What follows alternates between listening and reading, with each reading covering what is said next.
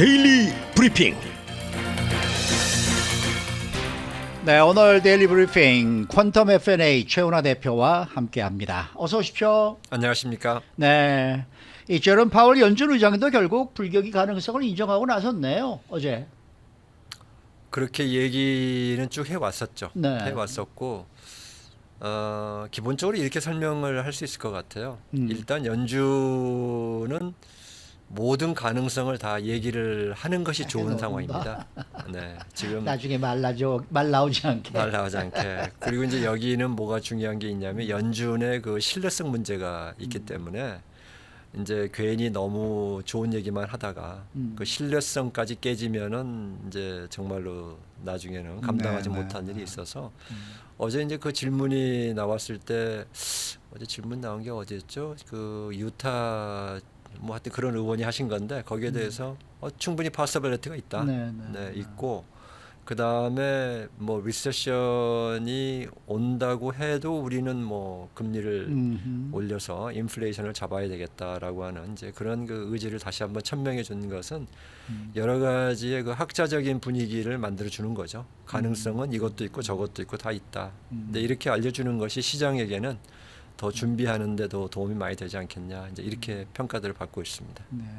아니 근데 말이죠. 제가 며칠 전에도 우리 주영석 기자하고 얘기를 나눴습니다만은 이게 뭐 자이언트 스텝이다, 뭐 0.75를 올린다, 그래서 뭐 다음 달에도 올리겠다, 뭐 이렇게 자꾸 얘들 뭐 인플레이션이 어느 정도 좀 적어들 때까지 계속 매달 올리겠다는 식으로 지금 얘기를 하지 않습니까? 그래서 제가 한번 좀 생각한 게 말이에요. 아니 0.75씩 두 달을 한 달 이렇게 올리는 것보다 아예 이번 달에 1.5%를 올리면 어떻게 되는 거냐 이거죠. 네. 그런 생각이 드실 수도 있고 요즘에 월가에서 나오는 표현이 경제를 깨트리는 게 아니고 우리를 지치게 만든다라는 표현을 합니다. 웨어다운하고 있다. 이제 이런 표현이 나오는 것이 아마 지금 말씀하신 것과 비슷한 맥락의 얘기인데 네. 이렇게 계속 사람이 그 어려운 상황만 자꾸 걱정하다 보면 나중에 지쳐서 떨어지는 게 아니겠느냐 이런 얘기 나오는데 이제 그렇다고 해서 그러면은 뭐 한꺼번에 2% 포인트를 올린다. 이것은 금융시장에 나타나는 반응으로 보면은 거의 핵폭탄급 수준의 파장을 가져옵니다. 네. 어떤 면으로 그런 이제 가장 대표적인 게 일단 연준이 결정하는 것은 당일치기 이자율이에요. 그게 기준금리라는 것은 그날 하루의 금리예요. 네, 그러니까 은행끼리 매일 밤에 정산을 해보면 돈이 남는 은행이 있고 부족한 은행이 있어요.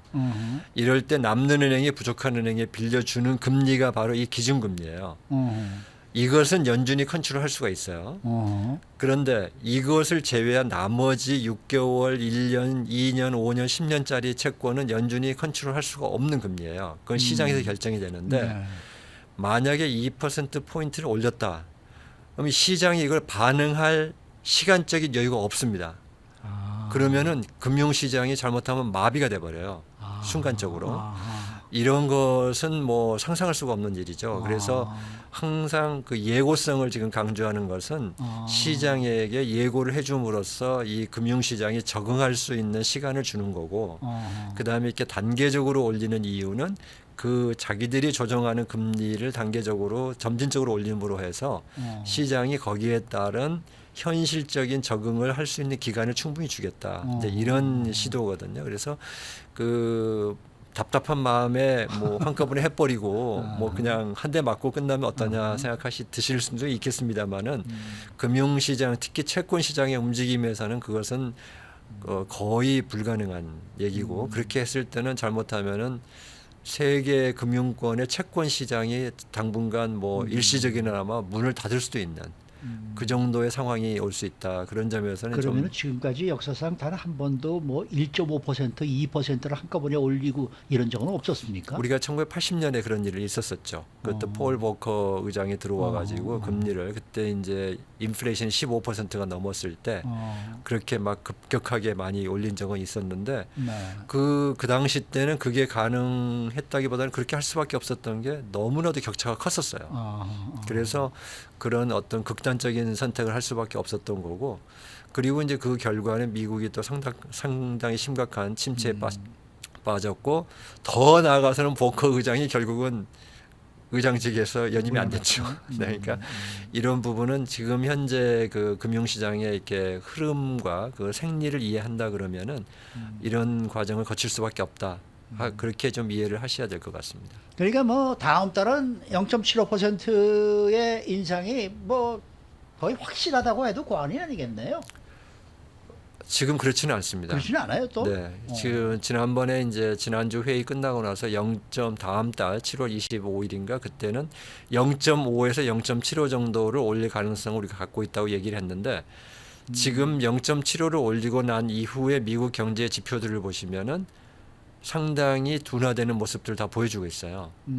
그런데 이게 이 자리에서 여러 번 말씀드렸지만 연준이 보는 데이터는 언제나 시차를 갖고 있습니다. 네. 그래서 벌써 지금 연준이 보는 자료는 5월 자료거든요. 근데 저희가 살고 있는 세상은 지금 6월 말이에요. 벌써. 그렇죠, 그렇죠.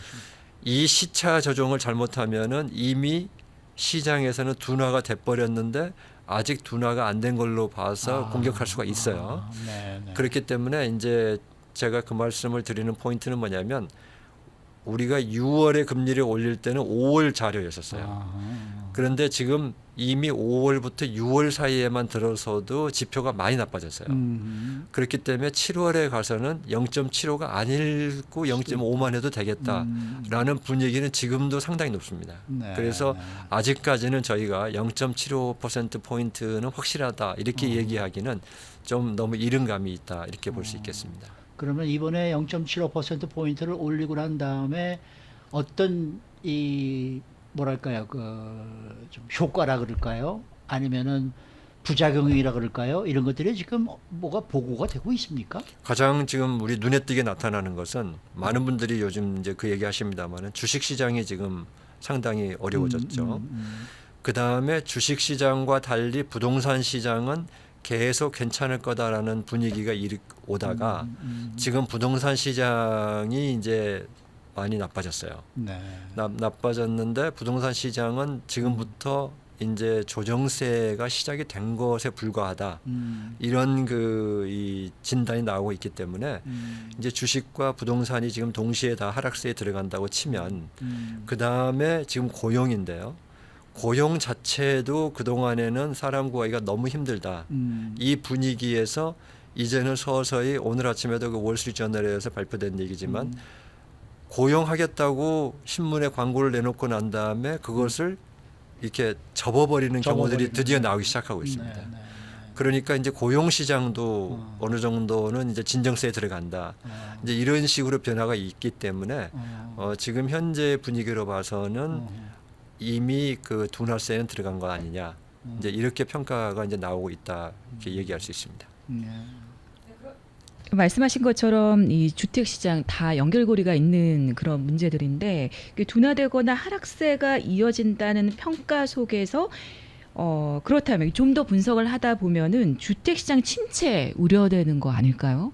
충분히 지금 네. 고려를 해야 됩니다. 고려를 해야 되는데 주택 시장은 지금 두 가지 면에서 다 힘들죠. 하나는 이제 가격이 너무 많이 올랐다 하는 점 때문에도 이미 주택을 구입하시려고 하는 분들 입장에서는 굉장히 부담이 되죠. 한 1년 사이에 굉장히 많이 올랐더라고요. 네, 지난 2년 동안은 두 자릿수 퍼센테이지로 맞아요. 계속 네. 올라왔었습니다. 그다음에 두 번째는 지금 금리가 몰기지 금리가 올해만 해서 지금 2.5% 포인트가 올랐어요. 네, 네.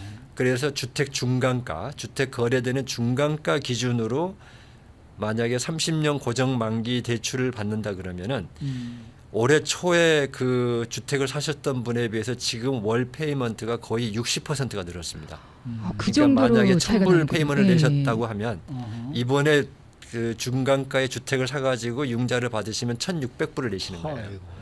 이것은 굉장한 차이죠. 차이죠. 그래서 이 주택 시장도 지금은 그 서서히 이제 침체를 생각할 수 있는 그런 단계에 들어섰다 이렇게 지금 볼 수 있습니다. 또 좀 그 추이를 지켜보던 분들한테는 상황이 굉장히 안 좋은 것 같아요. 그러니까 뭐 집값이 좀 굉장히 많이 올랐지만 그 이자율은 낮은 상태였기 때문에 그 집값의 추이만 보던 분들이 있거든요. 근데 그분들이 이 모기지 이자까지 이 영향을 받게 되니까 그 당연하죠. 많은 계획이 여러 가정들 주변의 가정들을 보면은 그 계획 그러니까 이중 자체를 삼종으로 올라가는 바꾸시더라고요. 거죠, 네. 지금. 아주 좋으신 얘기인데 거기서 저희가 한 가지 생각할 부분이 있어요. 오늘 아침에 또 그 뭐 가솔린 소비도 예, 예. 8.2%가 줄었다 작년 대비. 예. 그러면은 많은 소비자분들이 이렇게 가스값이 높아져서 우리가 살기가 힘들다 얘기를 하시는데 그만큼 줄이게 되거든요. 바로 인플레이션을 잡겠다는 것은 바로 이렇게 소비가 줄여야 됩니다. 아, 그러니까 네. 개인 입장에서는 힘드세요. 네, 지금 그렇죠. 말씀하신 것대로 네. 집을 사시겠다고 준비하신 분 입장에서는 이제 포기하시는 분들이 나오면은 네. 개인적으로는 좀 안 좋은 일이죠. 그리고 가정의 뭐 자녀들에게도 우리가 집을 곧 살 거야 했다가 못 산다 그러시면 실망이 그렇죠. 굉장히 크죠. 네. 그런데 이게 바로 인플레이션 조정 과정이에요. 아, 네. 네. 근데 만약에 말씀하신 것처럼 만약에 이자가 금리가 계속 낮아가지고 주택 가격이 오르는데도 계속 사겠다는 사람이 줄지 않으면 주택 가격은 계속 오르죠. 오르게 계속 네. 오르겠죠. 그러면 언젠가는 거품 단계에 넘어가죠. 그러면 그 다음에 치러야 될 값은 더 크죠. 그러니까 이게 이제 항상 우리에겐 딜레마인데요. 개인에게는 불행이지만 거시경제 전체로 봐서는 그게 나타나야만이 되는 일들이 있어요. 아, 그렇네요. 네.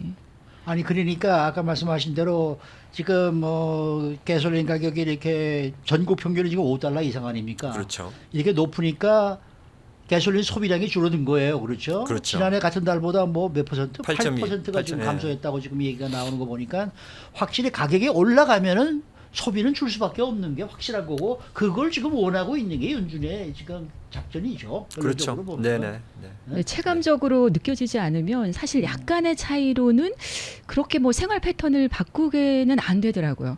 너무 피부로 느껴지니까 모든 걸 다시 생각하게 되고 좀 깊게 생각하게 되고 결정도 좀 진지하게 하게 되고 그렇더라고요. 네. 네. 그런데 아니- 그게 전체적으로 이렇게 흘러갑니다. 만약에 미국의 소비자가 2억 5천만 명이다. 네.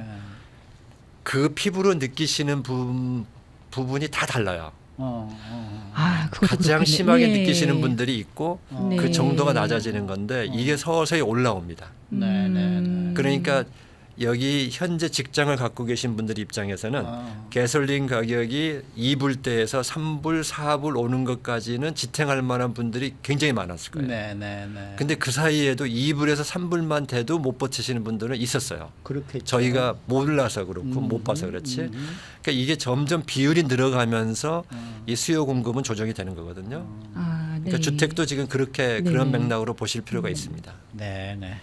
오늘 말씀 잘 들었습니다. 네, 감사합니다. 네, 감사합니다. 지금까지 퀀텀 F&A 최은화 대표와 함께했습니다.